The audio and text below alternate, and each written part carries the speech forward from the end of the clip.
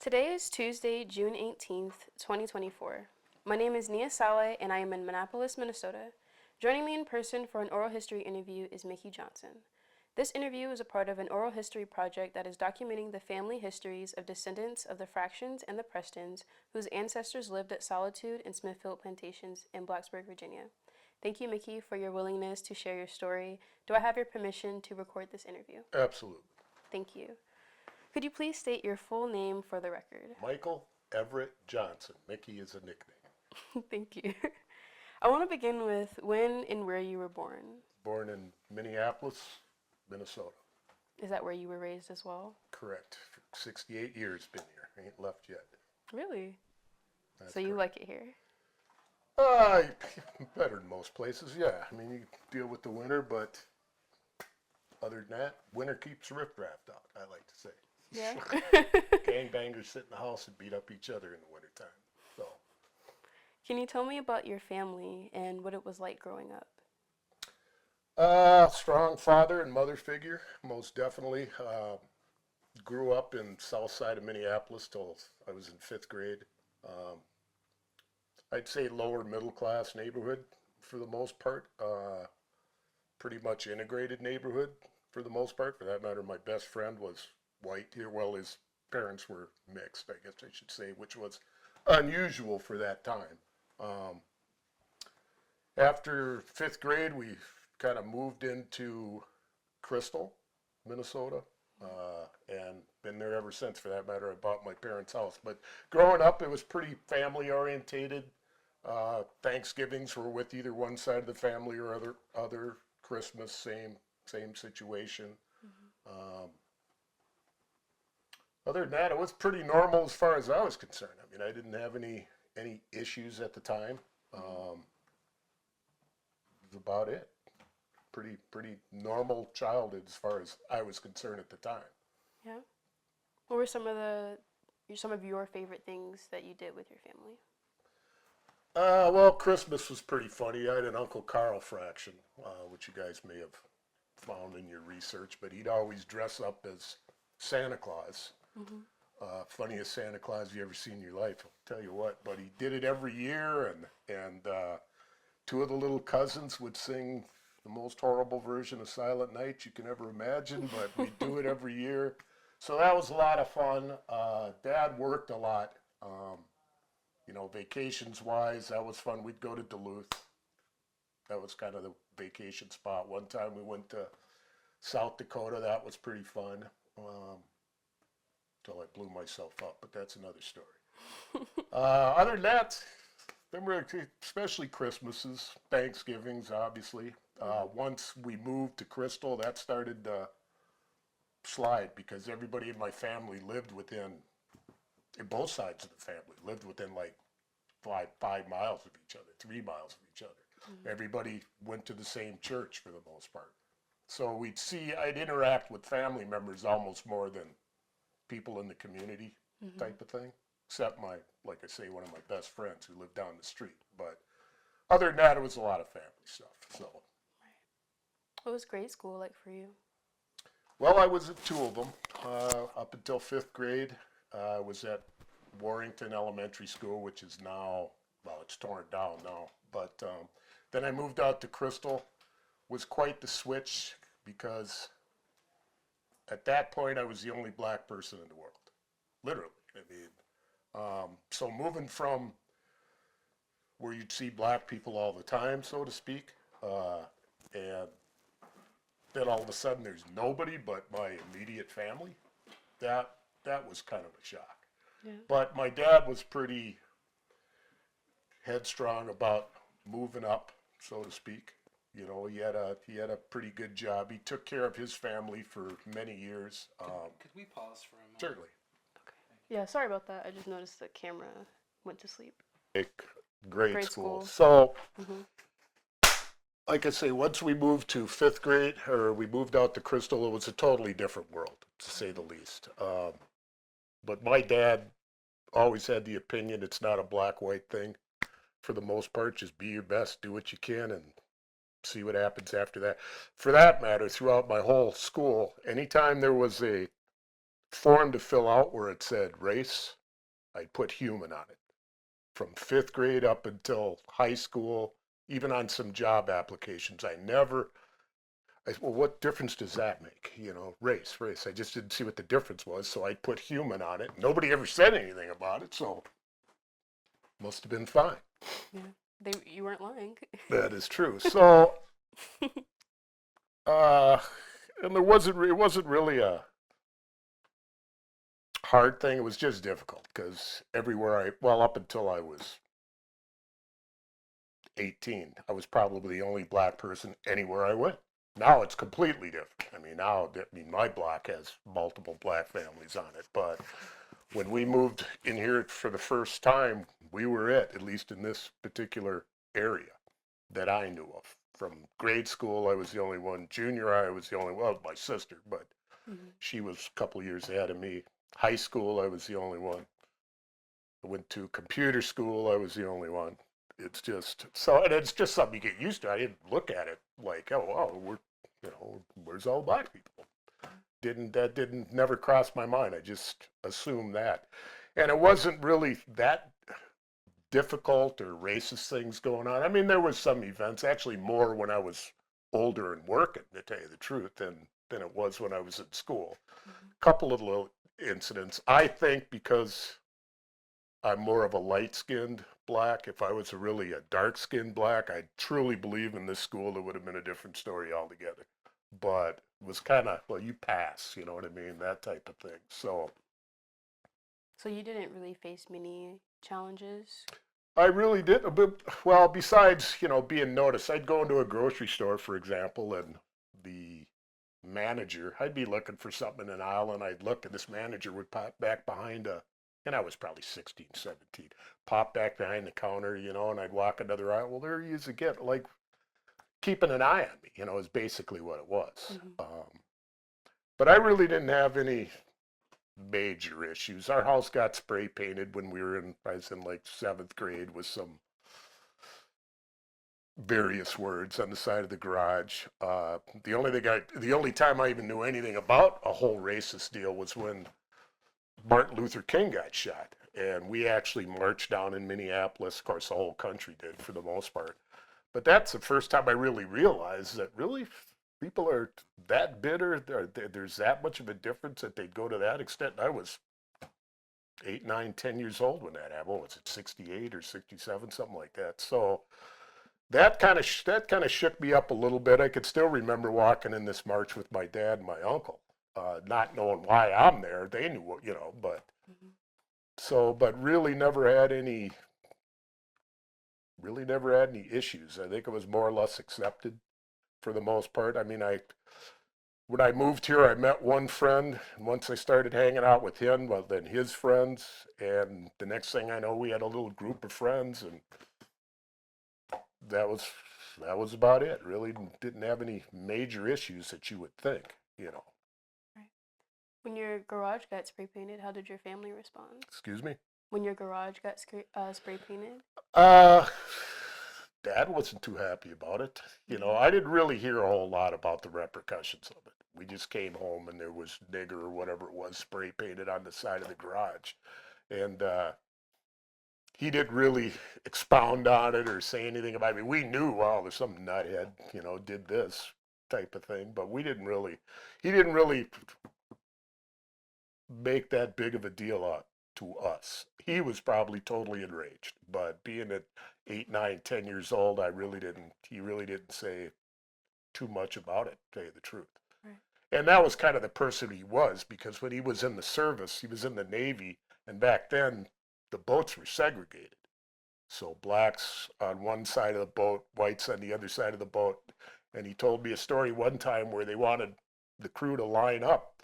Blacks would line up on one side of the boat, whites would line up on the other side of the boat. An officer looked at him, because he was really light-skinned too, looked at him, you're on the wrong side. And this officer wanted him to go to the white side of the boat. And he says, no, what are you talking about? It's like, I'm African American. This is my side, that type of deal. So he was kind of colorblind as well for the most part. Very opinionated, but it really never came up a whole lot, to tell you the truth. Right. Understandably. You told me before that when you were in high school, you were the trampoline state champion. I was. You told me a little bit more about that, about your experience. Well, I've tried. My dad he went to the Rose Bowl, big football guy, and I tried football. It's, little league type of thing. Wide receiver.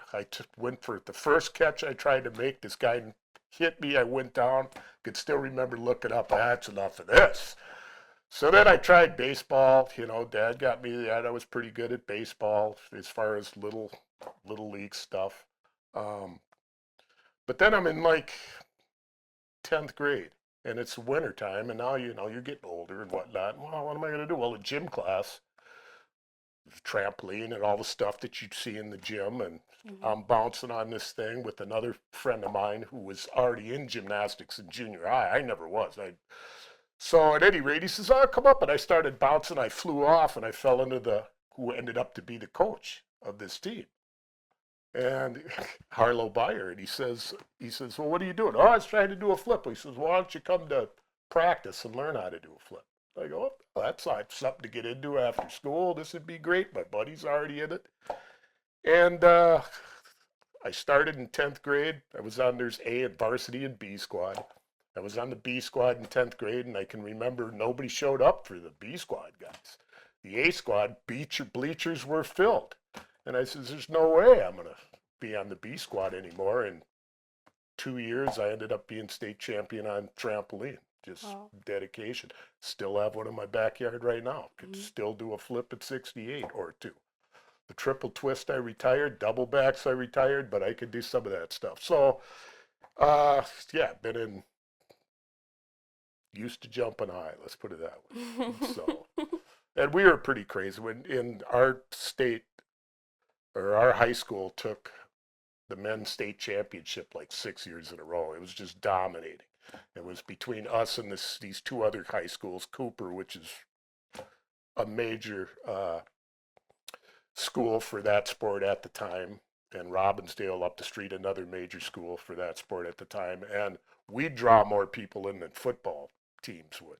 I mean, the place was absolutely packed every time there was an arms race, big school rivalry type of thing. So we'd get most enjoyment out of beating them all the time. But we went undefeated and qualified for the World Games. I couldn't go because it was in Hawaii or somewhere. I did go to the NCAA men's trampoline finals in Pennsylvania, and I tied for third. They flipped it. I got the fourth place. I was bitter about that, but after that, then kind of let the trampoline just be for fun because there's no money in it athletic-wise. So started picking up music and doing that, and rest is history. But I still jump on it from time to time, absolutely. It's more of a little kid thing. They like setting it up, and you can get 10 of them on at once, so absolutely. Your sister Jennifer shared with me that she was also on the team. I'm curious what that experience was like, having her. She was well, and I taught her a lot, obviously. We had one in our backyard, and she got into it, and she was the first woman on a men's gymnastic team in the state of Minnesota on trampoline, no less. Went to the state tournament. She was a year younger than me. I wasn't actually on when she was on our B squad for too long, but yeah, and she was pretty good at it. She had a trampoline in her backyard up until not too long ago. I don't think she's got it there anymore, but yeah, she was pretty good at the time. Did you enjoy doing that with her, if you will, like teaching her?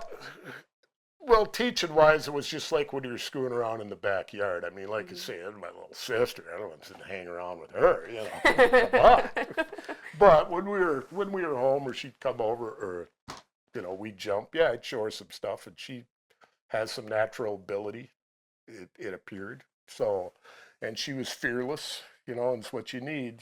Can't be getting scared when you're, 15 feet up in the air spinning around, so. True. Would you mind me asking you what you pursued following high school?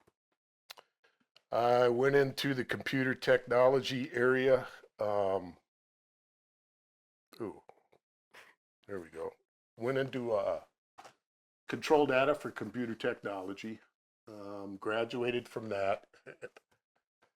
Didn't like that for the most part. My dad was a big computer guy, which is probably why I kind of thought, well, this would be the thing. But really didn't care. And it was more the fix or repair, not so much the programming of it. Then that didn't pan out. I went into the service, and that lasted 2 weeks, which was pretty funny. So I go into the Navy, had it all set up, ready to go, all excited. I get down there, and they have the eye checks. Come to find out, I had this eye issue that if you had this issue, you have to wear contact lenses. It's called keratoconus, not getting too far in the weeds, but your eyes, your cornea is shaped like a football instead of a baseball. So you have to have this hard lens on it to reshape it, so to speak. I lost my train of thought for a minute. What was the question again? I'll get right back at that you had asked. You forgot the question too? I know I was going somewhere with this. I was asking what you had pursued after high school, and you were telling me. Yes. So I go into the service. They say your eyes are jacked up. You got to go to this doctor off base. Fine. And I sold everything. Sold my album. Sold my car. Sold everything. So I go to this doctor off base. He says, well, I hate to tell you this, but you can't be in the military because you can't wear contact lenses as a recruit. I mean, once you get out of boot camp and all that, if you want to get them, fine. And I go, well, why not? And he gave me this story. Well, what if you're on the boat, the Jap Zero's coming at you, and your contact falls out? I'm going, really? Are you serious? So at any rate, got in there Friday. Monday went to the doctor. He said, you got to go. Tuesday, they put me in this medical holding company just to process papers. And within 2 weeks, I was back knocking on my parents' door again. Going, guess who's back for dinner? Type of thing. So I wasn't in long enough to get any benefits or nothing like that. It must have worked out. It must have been destiny or something, because things kind of worked out after that. What were some of the reasons why you wanted to? Well, to be honest with you, the cops were following me around all the time. Being the only black, and that's the way I perceived it. I was getting stopped constantly. Now, I wasn't the most, how should I say, not nice person, I wouldn't say that, but not always doing legal things, let's put it that way. So I'd get pulled over 3 times a week sometimes, and they'd let me go. What are you doing? They knew my car. The city of New Hope police department, they actually had a 10 to 15 people list of cars. They drive by, just follow them, make sure they're not doing anything. And basically the guy, they'd stop me, find I'm not doing anything, and let me go. And this kept happening and kept happening. Till one time there's this pool hall type of thing. It was foosball at the time. So we go down there, and they're there with my buddy, and all of a sudden the place had, everybody's playing foosball, and all of a sudden we hear this commotion outside. We look, and there's cops like everywhere. Well, what's going on here? Well, apparently in this parking lot that you park at, all these teenagers had beer in the car. And they were just rounding everybody up and rounding everybody. I go, seriously? This is unbelievable. Well, we were just walking out at the time. We were perceived, so we got caught up in this whole thing. We had no beer, had nothing like that, but got took down to the thing. And I says, you know what, I'm out of here. My buddy went into the Marines. My other buddy went into the Army. I says, I'm out of here. Let's just go somewhere for a while. 4 years, 2 years can't be that big of a deal. So that's it had nothing more to do with it than I want to get out of here. I want to try something new. Did your father's military service ever inspire that too? Not really. Talk with him about it? Not really. No, he was actually kind of surprised. He kind of thought, oh, you ain't going to be able to handle it. And I'm going, well, I got a good gig. It's just cruising around the Pacific. I was going to be an airplane mechanic type of thing, fix shot up planes that come in. I don't know. I said, sounds like a pretty good gig. I was all excited. And 2 weeks later, I'm up. Same thing happened to my sister. I don't know if she got into it or said anything about it, but she enlisted. She went down to the place where the process to fly out. She was 3 pounds overweight, and they denied her going, and my mom was just upset. Well, she could have ran around that building twice and lost 3 pounds, but so yeah, she didn't get in. I got sent back 2 weeks after being there. To all my stuff gone. It's just like, you kidding? I've sold every album I've got, and albums were a big thing back then. Sold my car, sold everything. Didn't think I was coming back for 4 years, and here I am 2 weeks later knocking on the door. Just unbelievable. But no, my dad's service, he didn't really talk a whole lot about it. Okay. He was World War II era. Korea, basically. Korea. And you're talking about post-Vietnam era, right? This is after Vietnam. Yeah, it would have been 70, I graduated in 74, so it'd be 76, 77, something like that, that I decided to pick up and leave type of thing, but didn't get too far. Thanks for allowing me to ask questions. Oh, absolutely. Of course. You shared with me that you're retired from being the maintenance supervisor for Comcast Correct. Cable, and I wanted to know if you would mind sharing with us what that position entailed. Sure. The maintenance supervisor is in charge of a crew of guys that maintain the cable on the telephone poles. We don't do anything in the house. So it's make sure the amplifiers are working, if there's any cuts, basically maintaining the plant. It's called maintenance. Once they went to more fiber, then you got involved in that. Obviously now it got so big, you got a whole fiber department basically. But yeah, I started in 84, worked there for 38 years, just retired 3 years ago. Wow, congratulations. So the cable industry was pretty volatile. In the 38 years, I had 9 different owners until Comcast came, and they never sold it again. But it started out this bomb and pop thing type of deal. Then a Providence Journal company bought it. Then the King sisters bought it, who were these philanthropists, really rich sisters. They ended up selling it and giving all their money to save the whales, like millions and millions of dollars. It was just unbelievable. Wall Street couldn't believe it. It's like, what? And then a couple other companies came in, Media One, AT&T, then Comcast. And this whole time, never got fired, never got laid off.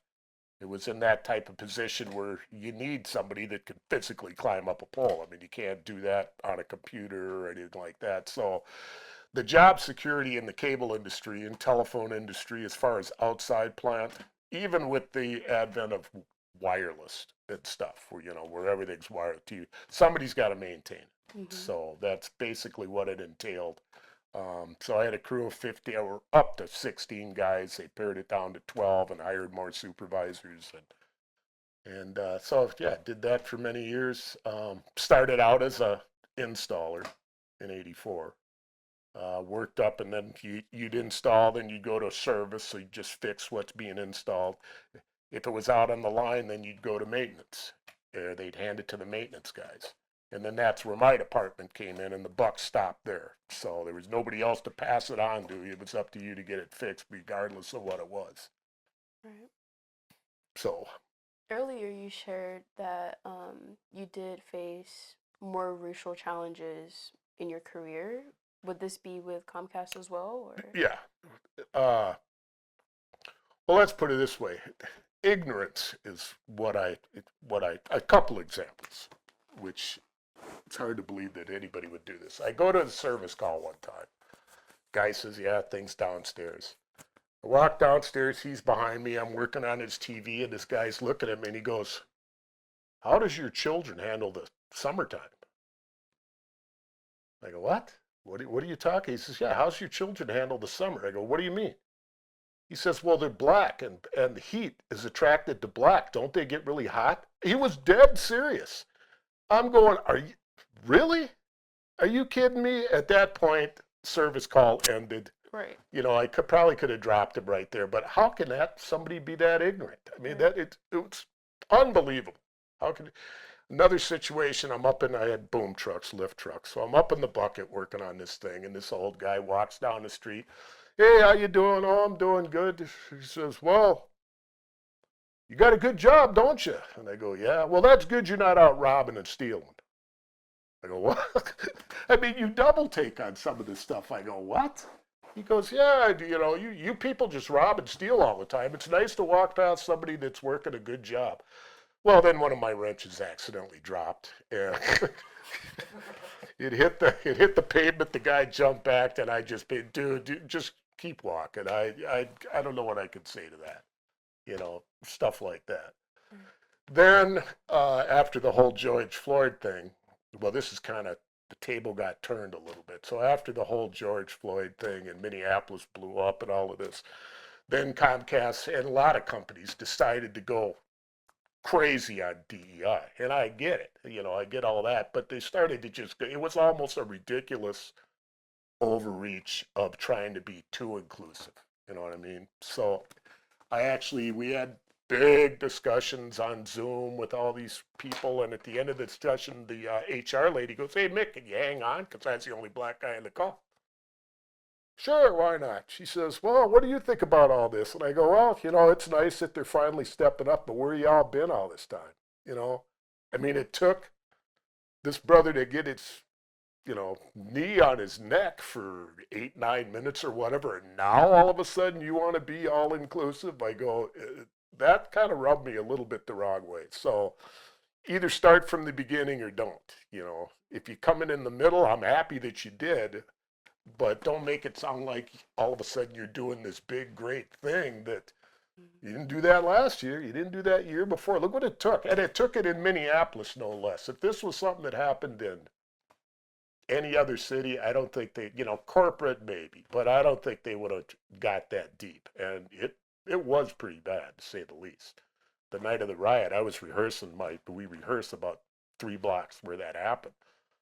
And we stopped rehearsing, and I look out, and look at a helicopter up there. That's deep. What's going on? I had no idea what was going on.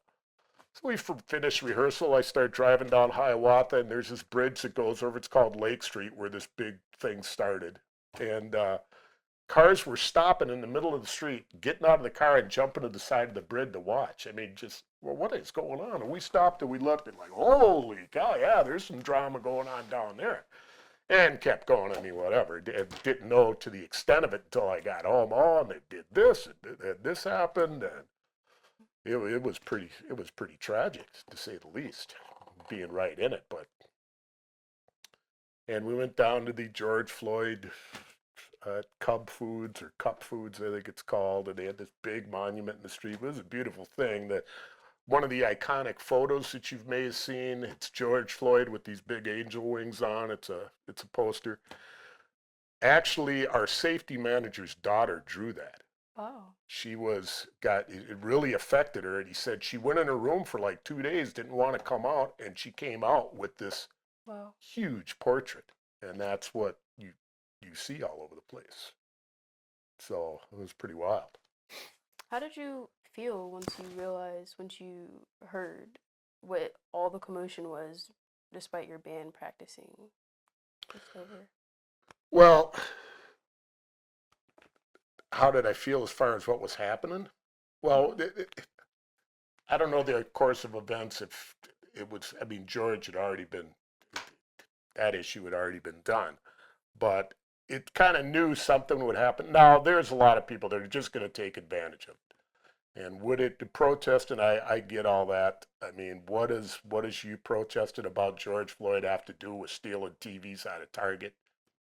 You had a lot of instigators that weren't even from the area. There's a classic video of whatever they call the guy, the window break guy or whatever. And he was just some clown that came from somewhere else. It had nothing to do with it. It had no impact in the community. I can't believe that the cop actually, when you see that video, it's like, you're lucky you're not in there for 1,000 years. It's unbelievable. Dude, really? Right. So. How did you feel whenever Sheldon was found guilty in court of law? I thought he deserved to be guilty for what he did, to tell you the truth. I don't think 20 years was enough, actually.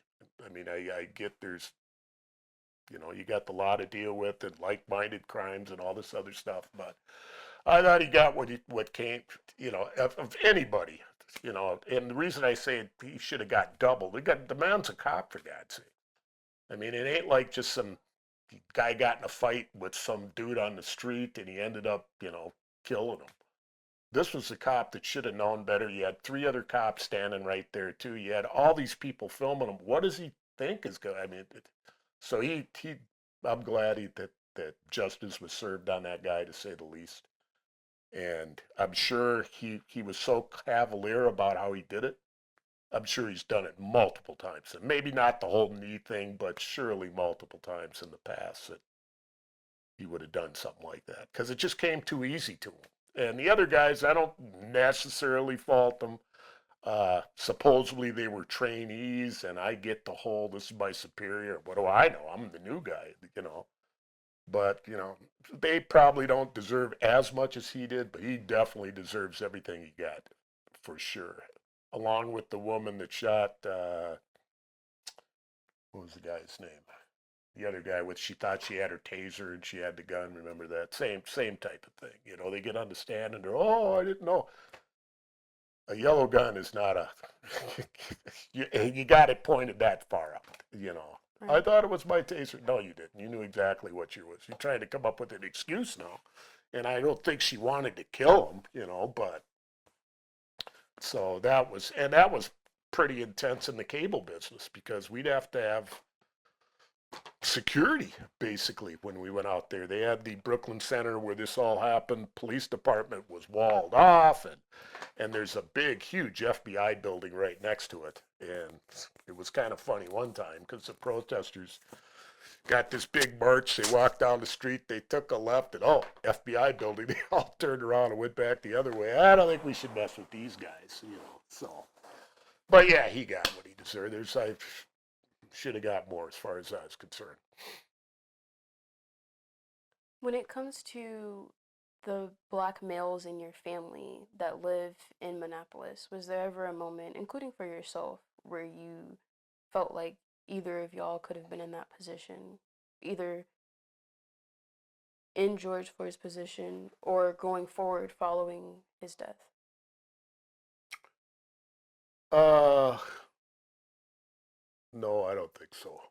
I don't think that I don't know the position actually put himself in to begin with. It was a little bit more that he just went in the store and they came out and accosted him. So I don't know exactly what happened. I do know I probably would have not had myself in that same situation. That he now it certainly didn't deserve what happened to him. But it's a little more that he wasn't just walking down the street and Chauvin got on his neck and that was the end of the story. There was some interaction. Now, arrest the guy, that's cool. Tase him, put him in the car, whatnot. You got 15 cops standing around here and fire department. Why is this continuing? You know, so I would hope I wouldn't have myself put in that situation. Let's put it that way. Thank you for your response. I wanted to shift the conversation a little bit and talk about your mom, because you shared with me that your mom is who connects you to the fraction lineage. Correct. So I wanted you to kind of just talk about your mom, what you remember about her, things that you enjoyed about her, things she taught you, etc. Well, obviously a great woman. What are you gonna say? She was great voice, great music. Well, not musician, great singer. She actually sang at the Republican and Democratic conventions in Minneapolis. Very church going. Of course, everybody was in the black community. I mean, you saw everybody on Sunday for the most part, and they played football across from the church. Um, no, she was pretty good. Loving, she loved her grandkids. Well, loved her kids as well. Um, but I don't know. She's great. I don't know what you say. I mean, she's your mom. You know, Right. what are you gonna do? She's there for me when I needed her. Uh, Even the whole issue where I had mentioned about getting caught up in that whole deal, and they then decided to go to the service. Well, I'm sitting in Crystal Slammer, and like 3 in the morning, the little food thing opens up, and there's my mom peering through it. Oh. And I'm like, 18, really, dude? You called my mom? Come on. Really? But she came down, and she was supportive. She's been supportive in everything we've done. She's really enjoyed when she'd come and hear the show, which she did on several occasions. She'd love to dance to Green Onions, the Booker T and the MG song. She has her Green Onion dance. It's just hilarious. But yeah, she was just great. Once my dad passed, she was very strong. She wanted to stay up in Brainerd against our wishes, because it's 2.5 hours. It's just too far to drive up there and check on stuff. And, you know, there'd be constant welfare checks. Well, one time, because her phone was unplugged, nobody could get a hold of her for God knows how long. We don't know what's going on. Send the cops. They come up, and she's so embarrassed that we had the police come and that type of thing. But very generous, you know. Wouldn't, if we had family things, she'd be up there helping out. She wasn't like wanted to be a diva and sit there and be waited on. You know, she was right in the mix with everybody. So yeah, just wonderful. I mean, how do you say something bad about your mom? No, very wonderful woman, and lived till 87, which is kind of died tragically for the most part, as far as I was concerned. But What do you mean by that? well, again, a welfare check thing. She's up in Pequot Lakes area is where they were. They lived on a lake 2.5 hours north. I guess Pequot Lakes means nothing to you guys. But I'm down in Red Wing. I've got a big boat slip down there. So I'm down in Red Wing, and one of her friends was going to come up, and they were going to go to lunch. And because people would be visiting up there, and the friend goes up and knocks on the door. She didn't answer. So she called my brother Greg. Hey, is your ma here? Yeah, she should be. So we're calling her. Nobody could get in, or no, the doors was locked. So we ended up calling a welfare check again. You know, go see what the deal is. Maybe she's fallen and can't get up or whatever. Well, the lady that went up to go out to lunch with her noticed on this bathroom window that there was moisture, like steam. Huh, well, that's unbelievable. So the cops showed up. They called me up, and they said, well, you know, the doors are all locked. What do you want me to do? I go, well, bust one down. You know, get inside, see what the deal is. So they go around to the back, break the door in. She immediately ran upstairs, looked into the bathroom, and there's my ma passed away in the bathtub. And so then they called up, and we get this text, she's gone. What do you mean she's gone? What, she's dead? Yeah, she's gone. Oh, are you kidding me? So we left.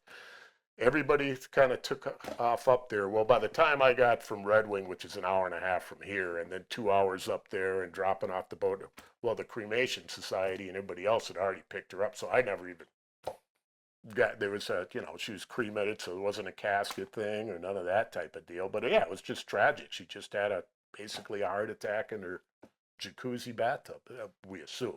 They didn't do an autopsy or none of that, because 87 years old, got several issues, you know, why bother type of thing. But I was a little disappointed that by the time I finally made it up there, they had already picked her up and took her to Duluth, which is another 2 hours north of that, because they kind of divide up the state with the society and whatnot. Did the cremation up there, and then drove her all the way back down here, type of thing. Yeah, it was unbelievable. I mean, it's like, seriously? That's too bad. So yeah, I never got it. And then the cops, they kind of put her on the floor, and her friend says, "Look, really? You want to cover her up with something? I mean, really? You're just going to leave her? Oh, we want to wait. Well, put a towel or something over. I mean, come on.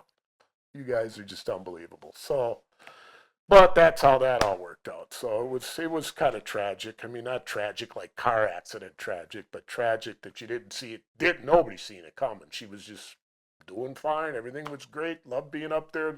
She was learning how to work a screw gun. She was so happy she fixed this little bench, and and painted this little thing, and then next thing you know, boom, bang. It's like, wow, that was quick. So that's kind of what that was all about for the most part. Thank you for sharing that with Yeah, us. sure, not a problem. What would you say one of, or maybe the most valuable lesson your mom ever taught you is? Probably just to be yourself. Don't take, well, she'd say, you know who you are. Don't let anybody else tell you who you are. Mm. And that stuck with me for a very long, I think it helped me through, because Dad was generally busy and, gone type of thing, but that helped considerably that I could go in these places. And basically I took the opinion is, I don't care what you people think. Think what you want to think. I'm going to be in this store. I'm going to be in this restaurant. If you got a problem with that, then that's your issue. That's not my issue. So, and I kind of tell my kids that, don't let anybody define who you are. The only people who can do that is you. And some people define it in a good way, some define it in a bad way, but don't let anybody tell you that you can't do this because of that. You can't do this because of this, so that's probably one of the most valuable things. I love that. I wanted to tell you Happy Father's Day since Thank it you. just passed. You're welcome. And I wanted to ask, what is one of your most valuable lessons that you've learned from fatherhood? Primary that I've learned or I knew. What I knew is to be there. Yep. I mean, learn would assume I wasn't there, and I learned that I should be there. Like I say, I was in this rock band. It was called Strider. We toured kind of all over in this local area. And I said, we had our first kid like the second year in this band, and we actually took Sean, my oldest, he's 42 now, but we took him to some shows. I got pictures of my wife in a hotel room with him laying on the bed or changing her diapers. Mm-hmm. And I go, you know what, guys, I think I got to do the John Lennon thing. I think, once Lennon had his kids, he pretty much stopped for 5 years.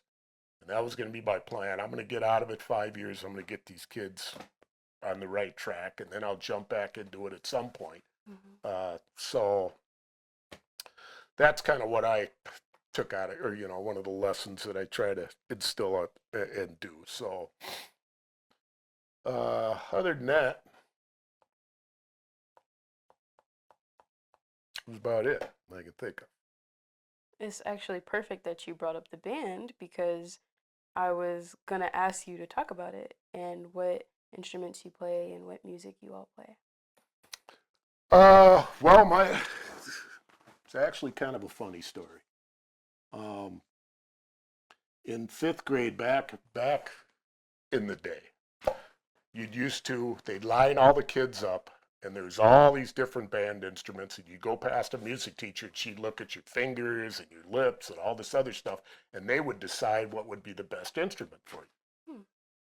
So when it came to me, they said, well, you can either play a cello or a French horn, because your fingers are nice and even, and that's good for playing a cello, and, it looks like you play a French horn good. Well, they had none of those. They had a trombone, for God's sakes.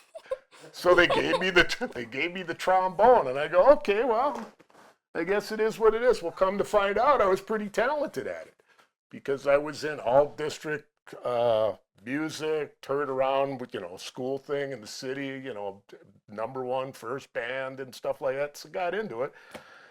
But that's just up to 9th grade. Now 10th grade, I'm still, swinging the trombone, and all of a sudden we got the football games, and we'd be marching band.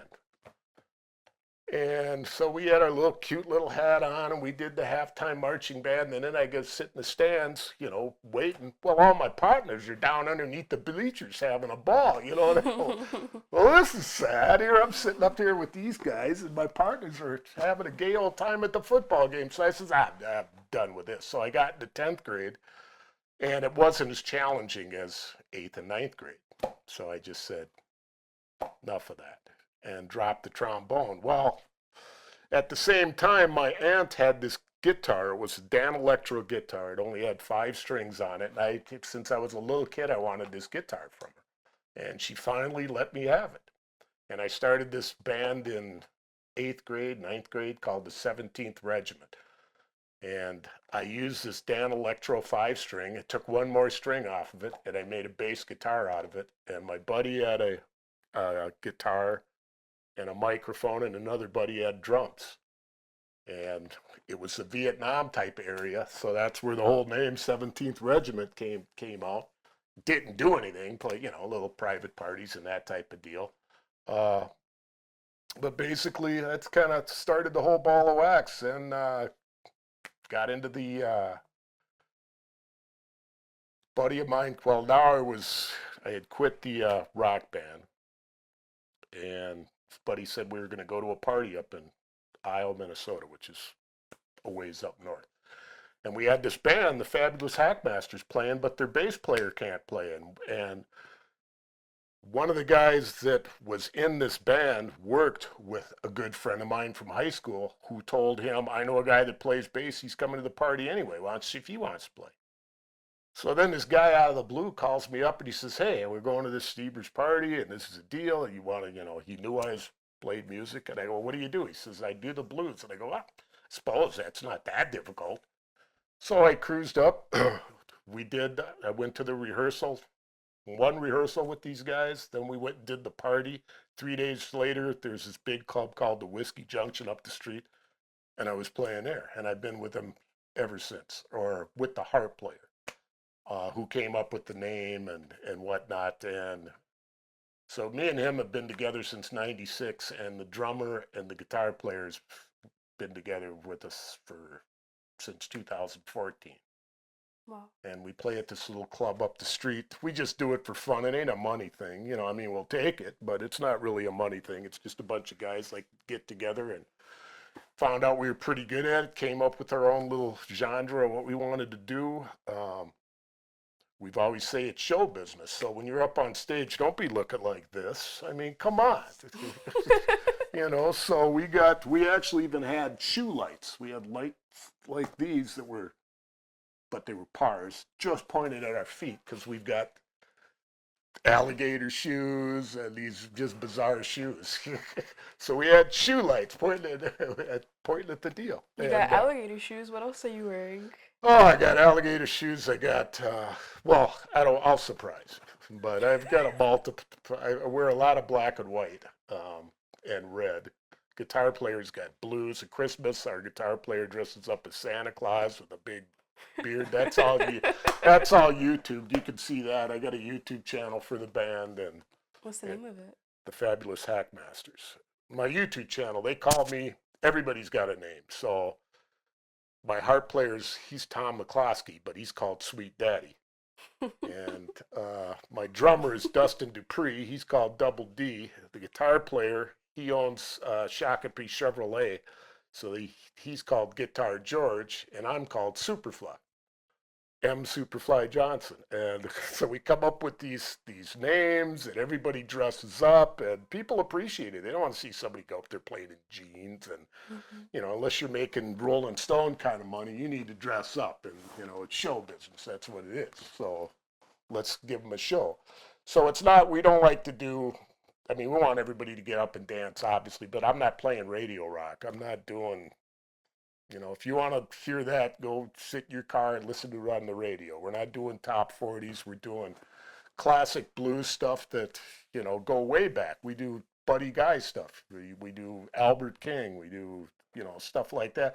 But we also do ZZ Top, for example. We do LaGrange, Kill LaGrange, to say the least, so kind of hard to get the guitar player to stop his lead sometime. They can go on, but no, we do a bunch of stuff. We got a song, we call it the Ego Box, and it's basically my harp player. He owns a cabinet shop, so he made this box. It's a glass top. You stand on it, fan blows smoke up, lights light up, and you're just this ego, So there's this one song. We don't do it in the summer because they claim, our air conditioning turns off and whatnot, but it's a pretty fun gag, and watching people that have never been there before, all of a sudden George will stand on this thing, and the smoke's coming up like Guitar Hero, and he's all lit up. It's hilarious. It's absolutely hilarious.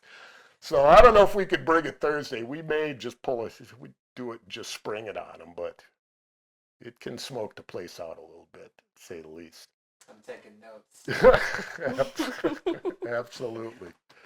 Gotta up your show game. Gotta get those You, alligator boots. oh, you got to get some shoes, absolutely. And there used to be a place in Minneapolis called City Slickers, and this guy Aziz, he'd get all his garments from New York, and he'd have the most bizarre stuff. And I bought this outfit from him. Still have it, for that matter. I walked into his store. Well, he's got a picture of me as an advertisement wearing this outfit, and I'm going, wait a minute. I don't know if I allowed you to do that, but whatever. The place has been long closed now, and it's harder and harder to get just bizarre looking stuff, shimmery stuff and little bling on the collars and stuff like that, fedoras. So it's a good time, it's a pastime. We rehearse every Wednesday. We play once a month at this place called the Driftwood Char Bar. This deal we're doing Thursday just kind of came up on us because another guy, our drummers are not too reliable sometimes. So when the drummer's got somewhere to go, we got a couple of guys that can sit in. So, and this one guy, he's very good, and he actually, he's the friend of our current drummer. He says, hey, these guys are looking for a drummer. Why don't you go down there? And this guy, Dustin, he came up and listened to us one time, thought it was great. It's been with us for 10 years now. So, but yeah, it's a good time. You may be impressive, I would hope. We'll see. I want to talk a little bit more about the family, and I'm curious of your journey learning more about your family history. To tell you the truth, I know back to like my great grandma Drew. That's about as far as it went. Some of the stuff on my dad's side of the family, there was some genealogy stuff that cousins had did, and there's some tragedies on that side too. But I've really not been really all that interested, I'm ashamed to say, because I'm more worried about where I'm going at this point than, I mean, it's nice to know, hey, that's cool. Well, then that's cool. Oh, Virginia Tech, that's cool. Right. The Mary tree, that's cool. Who knew? But it's really never been anything that I've had this big urge to go try to find where my roots were. My roots were, as far as I was concerned, immediate family up to grandma. And that's about as far as it went. And they didn't really, it wasn't a big thing. Juneteenth, for example, I knew nothing about it. It was never brought until, it's in my dang near 30s, because it was never really nationalized. I didn't know there was this distinction when slavery ended and then when it really ended, because there was some people still enslaved over here. Who knew? And living in the world, it may have been more to the forefront if I had stayed in South Minneapolis. But once I moved into basically a predominantly white area, it was a moot point at that point. I mean, what am I going to do? Have a celebration for myself? So it was really never brought up. I mean, Juneteenth, what the hell is that? I'm ashamed to say. I mean, now for the last 20 whatever years, obviously I know, but it was never a thing where the family said, it's Juneteenth, let's go celebrate, and it was just recently that it was even a holiday for that matter. So I would expect it means a whole lot more to some other people than it does to me, frankly. It's cool, and I get the distinction, and there should be a recognition on when it actually ended, not this arbitrary date, and here you got some brothers sitting over here that ain't benefiting from this. I get all that. But yeah, it really wasn't said that much about it. Right. If you could talk with your ancestors, however, what would you want to know about them, about their lives, their experiences, specifically on the fraction side of the family? I'd like to know how it had ended up that people were so scattered all over the place. There was some genealogy done by, I think it was on my dad's side, where a lot of people went to Europe first and then hopped from Europe over to like Boston area or something like that, and then disseminated into the States. I kind of want to know what that journey was all about, how they handled, where they lived. Did they have the same experience as me, which I doubt, but how did they handle segregation? I mean, they were obviously, I think Virginia would have been segregated, wouldn't it, at the time? So there was issues with that. I would understand. How did they handle that, or what were they thinking, or it is what it is? This is all I know, type of thing. So that's probably what I would want to know. How did you end up over here? What did it take you to come to America to begin with? That's probably several generations of a stretch. But once you got here, what was the deciding factor of you going either north, or you going south, or you going west, or you staying in the east, type of thing? Was it, economics? Was it social issues? Family's family, so that's going to be all pretty much universal. But what you do with that family, where you take that family, what was the decision making as far as that's concerned? And with me, I'll never leave Minnesota. I mean, it's my home. This is where I'm in. I couldn't imagine. First of all, I wouldn't get away from my grandkids. That ain't gonna happen. And the wife surely ain't gonna get away from them. But even to the thing, let's get some condo in Florida, go down there for the summer. No, I'm not doing that. I go to Florida every year for 2-3 weeks. You can have that state, as far as I'm concerned. I mean, it's nice when it's 20 below up here, and you can go down to 80 down there. But beyond that, it can't beat this state, or Wisconsin, or some of the northern states that the climate, people, it's cold. Well, yeah, a couple months, whatever. Last year I think I fired the snowblower up once, and that was to drive it around the house to put it in my garage. So it was like the first year ever we got like no snow, but you get used to it, just like people in Arizona get used to 118 degrees all the time, but that's what they choose to, live at. So. What would you want them to know about your life? My ancestors, or 200 years, or 200 years from now ancestors? Well, all of your ancestors, really. I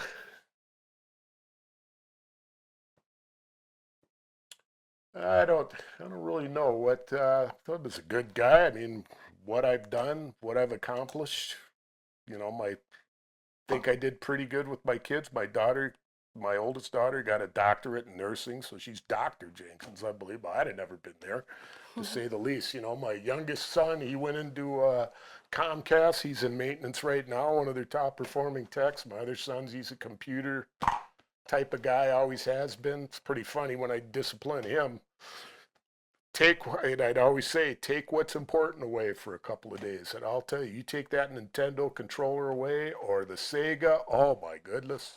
You had immediate results, type of thing. But I would just, whether they would care or not, hard to say. I haven't made any major accomplishments in my, as far as, really huge things that anybody would care about as far as I'm concerned. But, as a good guy, I did what I could, that my dad was really family first, and I think I followed that path for the most part, even to the point to getting out of music type of thing for a period of time. But I thought it was the thing to do, and it was the right decision at this point. Mm-hmm. But yeah, I don't know, just he is who he was type of thing. I don't know I don't think I'm anything special that people would, oh wow, hey, 200 years ago, I had this dude that was a trampoline champ. I really don't think he'd care, really. But so I don't know. It's kind of a difficult question to blow your own horn like that. I understand. What message would you want to share with your descendants, though?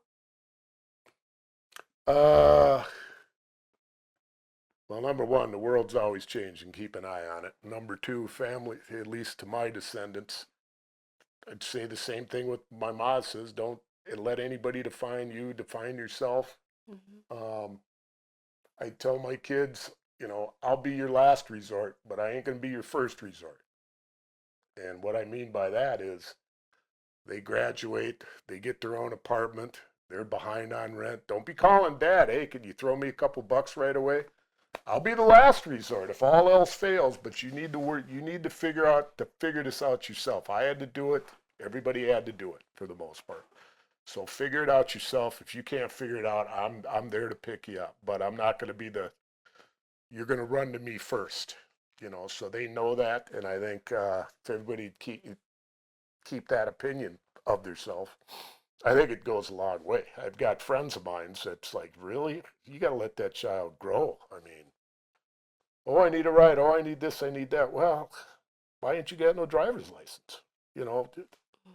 There's other options besides me driving you all over the state because you're too lazy to get a job or to do whatever. So, in life, you work it out. Have a backup plan, obviously. And if a parent's a backup plan, that's a good backup plan. But don't be running to them first thing. You figure it out yourself first. And if you can't figure it out, you tried everything, I'm there for you. Sounds like self-reliance and independence is very important. Oh, absolutely. Where does that come from? Well, I think it comes from when I moved out here. I had to do that. I mean, like I say, fifth grade was 8, 9, 10 years old. I can't do the math, but you had a support group around you. You had guys you can hang with, guys you knew since you were 2 years old. All of a sudden, with a snap of the finger, you're on your own, for the most part. Now, I could sit and play with my brothers and sisters, I suppose, but it's important to me to walk in a room with notes saying, I'm here, deal with it, And for the most part, I've had some silly stuff happen. I had a big old jacked up afro in high school. It was a thing of beauty, to say the least. And I'm sitting at this common area, and this teacher came by. Can I feel your hair? Really? And literally, people would come up and wanted to feel my hair. And it's like, whatever floats your boat, go for it, but that's kind of racist, just a little bit, but I don't think you're looking at it that way, but that's probably a little racist, going around and feeling hairs, feel what kinky hair feels like. It's just unbelievable. We need a photograph now. It was Jade, actually, and when I was in trampoline, a clean line is what you needed. So all the white guys had cut their hair, and well, I had this big old afro, so I'd go into the shower before the meet, get it all wet, and I'd scrunch it down. So it'd be about this big, and we'd do the meet, everybody go shower, we'd come back out, and I'd get the comb, and I had it out like this. It was just, it was a thing, to say the least.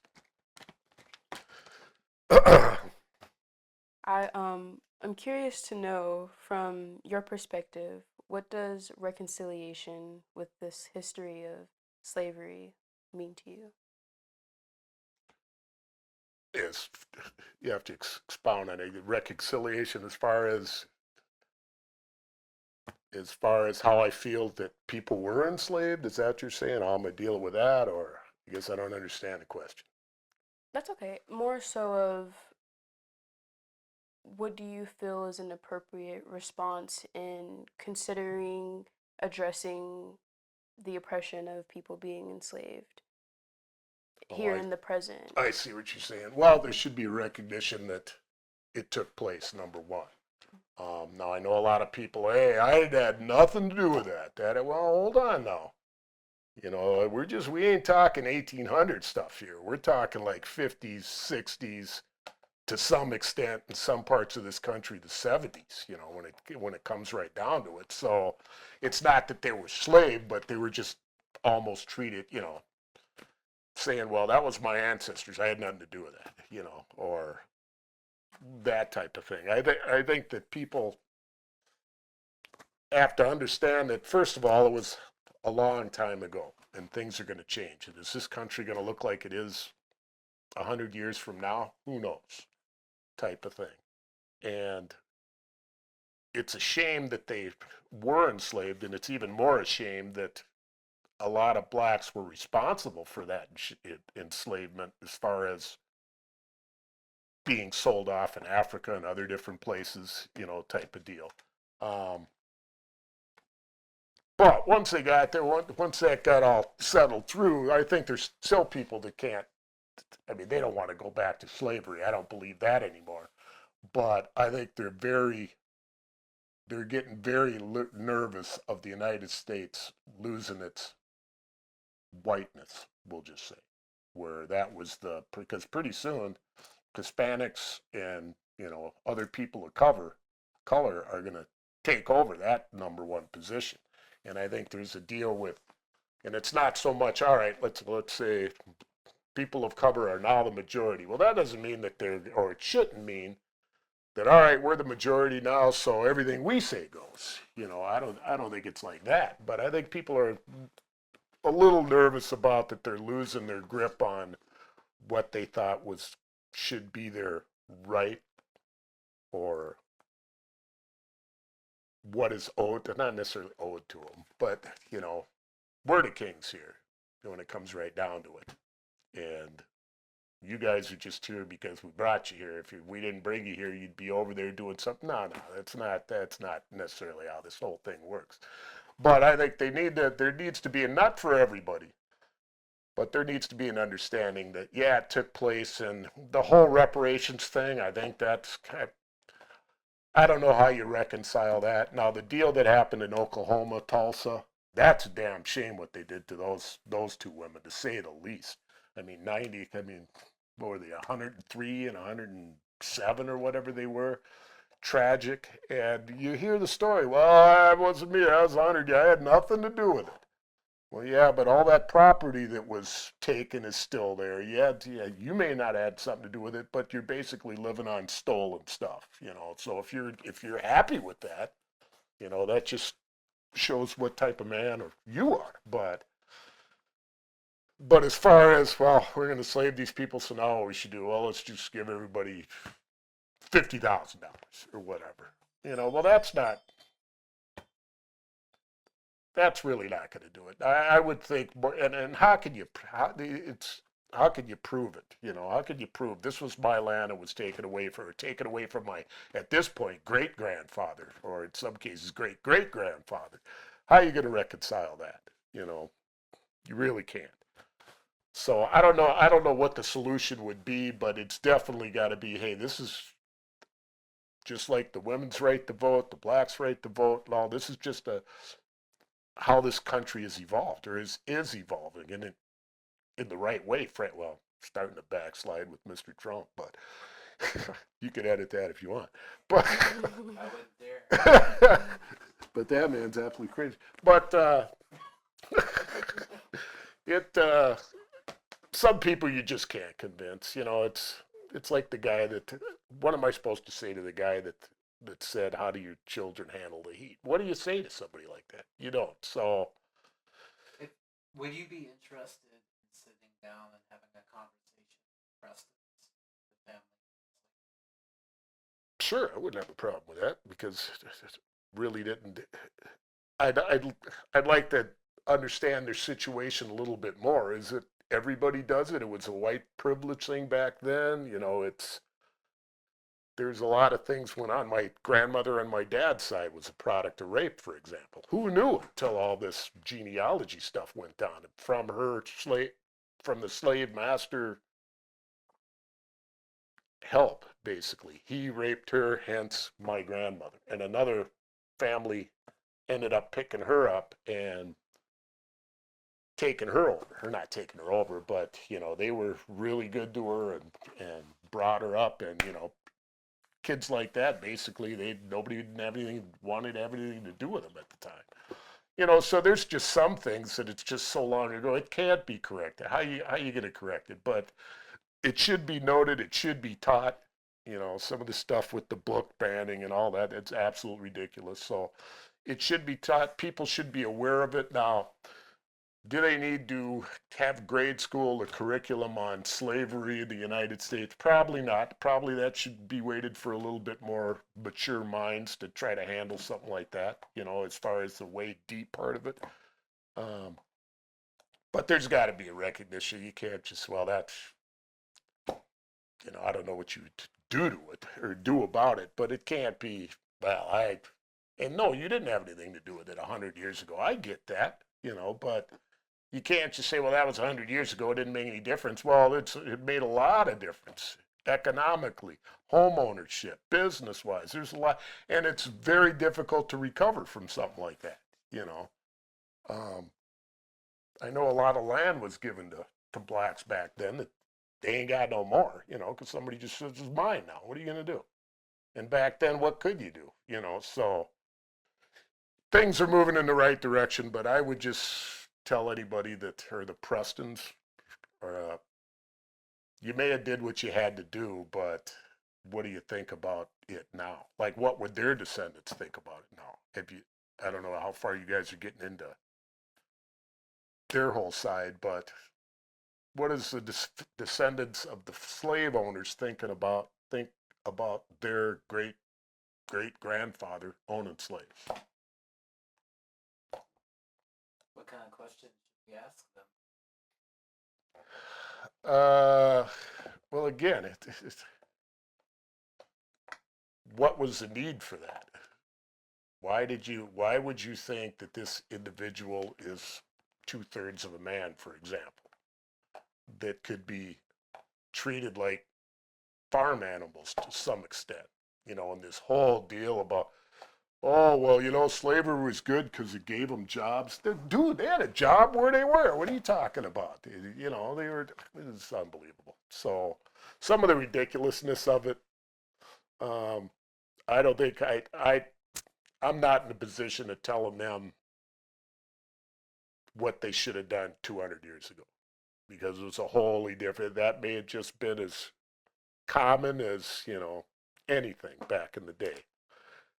I would ask them, why would you think that half the country does it this way and the other half of the country does it that way? That'd be a question I'd like to hear them answer. You know, why do you think that, and it's probably due to the original boundary lines and the whole Civil War and that whole drama. You know, there's some racists up north too. There's no doubt about that. But the acceptance of it in the South was just unbelievable.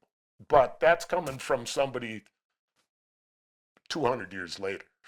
It may have been absolutely normal 200 years ago, you know, type of thing. So it's kind of difficult for me. But that's what I you know, what benefit did you actually get out of that? And what happened when slavery ended? Where'd all these people go that you had enslaved? Oh, asking so many questions. No. Thank you for asking good questions. They were great questions. I am curious, however, to know if you feel like anything other than recognition is needed. To some extent, it's really hard with the whole. I don't know what you've only got so many choices. You could recognize it could happen or that it happened. You can pay for what happened. You know, you had reparations type of thing. It's difficult. It's difficult. It's a tough question. I don't know, because you ask it the wrong way, somebody's going to get upset. Like, I didn't have anything to do with it. You know, you asked it the right way, I'll give them $3 million a piece. You know, I don't know how to answer that, to tell you the truth. Without limitations, though, what do you think personally that would be justifiable? Without limitations, I would say, especially in the South, any land that was snatched that could be documented needs to be returned. That'd be number one. Or people that were displaced and stuff. That should be number one.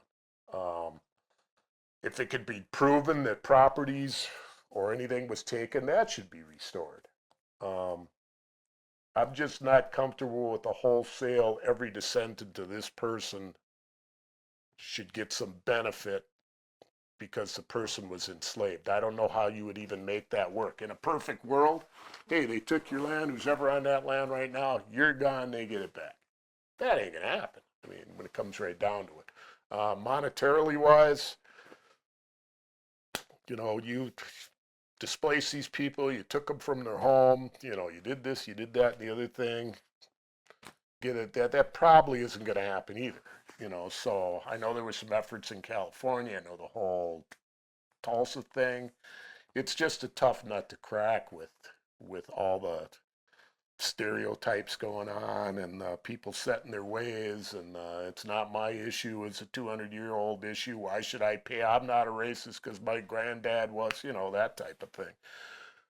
But people can change, and people do, and if they come up to the realization that, yeah, this was a problem, first of all, I don't think there's a whole lot, there's a vast majority of people certainly in the country that thought it was a problem. It was a big problem, you know. I mean, you're talking Civil War stuff here, but I think a lot of people, hey, that was 200 years ago. You know, what am I supposed to do about it? It wasn't a problem. They helped build the country. Hey, blacks built the White House, for God's sakes. Really? You know, so what did you do? It's difficult. So I really, even in a perfect world, you know, I'm a realist at heart. And unless you get, you know, 4/5 of society to agree with something, surely half of it ain't going to do it. So, and then what do you do? And then how do you discern who gets what, who was where? You know, records weren't all that good. They're surely not going to go by my word for it. You know, hey, he took my grandfather's farm. You know, well, that could be documented one way or the other. Wouldn't have his, well, it probably could, but at some point when they got displaced, what are you going to do? I mean, it's gone. It's over at that point. So it's just a memory never to let it happen again, which I doubt that's going to ever, well, it won't happen again, at least in this country, at any rate. But to some degree, low poverty poverty's an enslavement. I mean, it's not necessarily somebody having power over you, but you not be able to sustain yourself and your family and your life. That's a form of oppression in and of itself, you know. And it would be nice if a lot more people would be worried about uplifting people as opposed to, well, this guy's paying 28% tax rate. He should only pay 20. Really? It's just some of the ridiculousness is just one guy, one guy could probably feed this, you know, supply the whole budget for the WIC program, for example. One person in the United States could supply that whole deal, you know. But once you get it, you don't want to get rid of it, at least not that way. So what do you do? Is there anything you wanted to talk about that I haven't thought to ask, or something that you wanted to return to? Um, Not that I can think of. I've learned a lot about, and I thank you all for this. The whole fraction thing is just like I say. The way this whole thing even came about is just amazing. Matter of circumstances and a who knew type of thing. You see a book on a shelf. Hey, called up the writer. Hey, really? I got this big thing going. Really? Yeah, there's a house at this college, and there's this tree everybody sat around. Actually, I got a piece of the tree in my house right now. It's like, and it was entirely interesting to say the least. Hearing about this person and hearing about that person. I need to look at it a little bit more to hear about my mother's or my grandfather's James fraction, because when I grew up, he was pretty frail at the time. I think he was gone by the time I was 8, so I didn't really know him that well.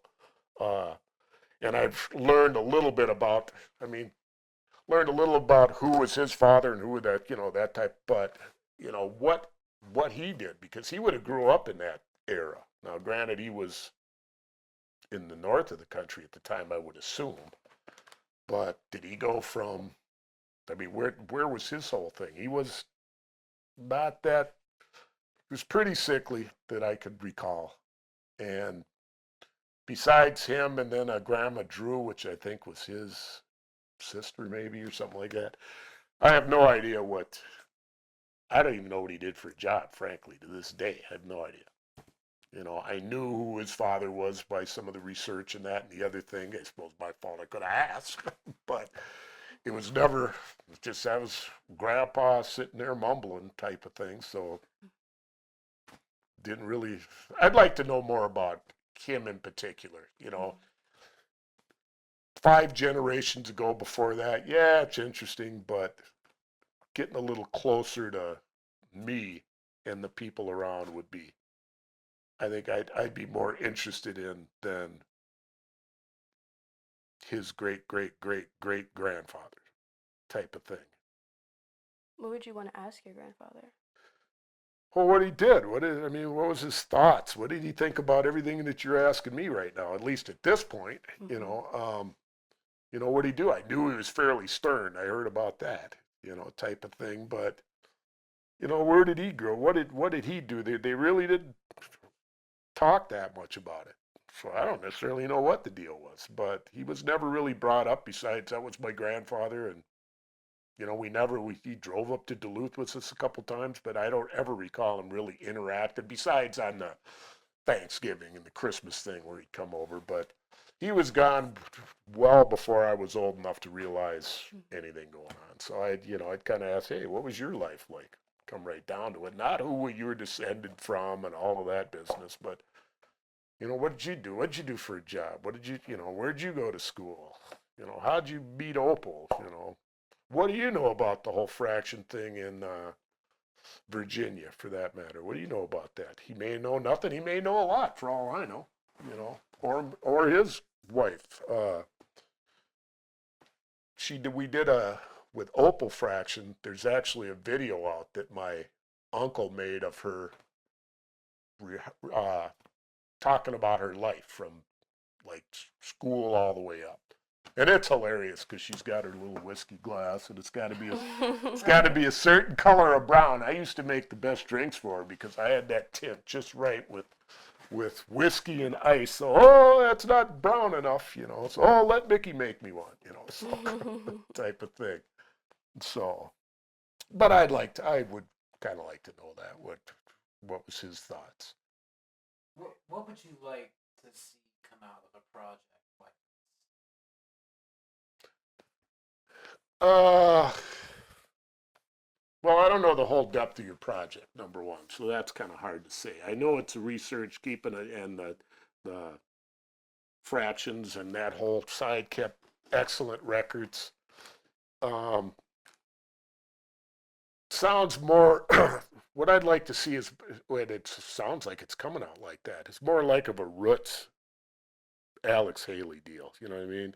Where you're actually researching from Africa, if you could find it that far, not just once they hit Virginia. How'd they get to Virginia? Well, you probably know that. Maybe I'm asking the wrong question type of thing. But, how did they get here to begin with? And what did they do prior to that type of thing? But, again, I'm more for the present, or last 70, 80 years, let's put it that way. All this is very interesting. As far as your project, I don't know where you're actually going with it besides preserving the record and getting as much detail as you can. That's what kind of sounds to me, which is cool. I'm totally fascinated about the connection with Virginia Tech and the buildings still there and whatnot, and Descendants all over the place. So if you get, I don't know how far you're actually going to take this, but from what I've seen so far, I think you got a lot of good data points to go with it. You guys my sister, Valerie, still emails, oh, look at this, oh, look at this. And I don't know where she's getting it from, but, and look at this, is, great grandpa this and that. And she's just totally excited. I go, well, that's cool, but where are you getting all this stuff, And it's amazing those records are still there, for that matter, type of thing. So, I think what you guys can get out of it, what you can get out of it. If sure, this could be replicated with a Johnson or a Stieber or a multitude of other names and families. It's just kind of amazing that it came down to a fraction, which I've never heard anybody with the name of fraction before. And I think my sister told me, well, fraction came from the word fractious, apparently, which means like uppity or high strung or something like that. That's how they got the name of fraction. I go, ah, really? I thought it was more or less more like the 2/3 of a man thing. That's what I thought was going on, but apparently not. Sounds like a badge of honor to me. Yeah, absolutely, absolutely. But no, I appreciate it. Are there questions that we should be asking that we're not thinking about asking? No, I think you've been pretty detailed as far as this, and you've had a lot more thought about it than I did, or as far as the questions to ask. I don't know if you're trying to get to a conclusion that you already know, or you're trying to find the conclusion through detail. So, yeah, it's hard to say. But I can't think anything else that you would ask without being more closely involved with the project. Sounds like it's going well. Sounds like that it's pretty detailed as far as what you're getting out of it. So great for you guys. I'm glad we could help you out. Well, thank you, and especially thank you for sharing your story with us today and helping us connect the legacy of enslavement to the present lives of American descendants. Well, and I appreciate it. No problem. And hope you guys enjoy the show tomorrow night. Get that on the record. Looking forward to that part. The way we kill you, you won't mind dying. Another Hackmaster phrase.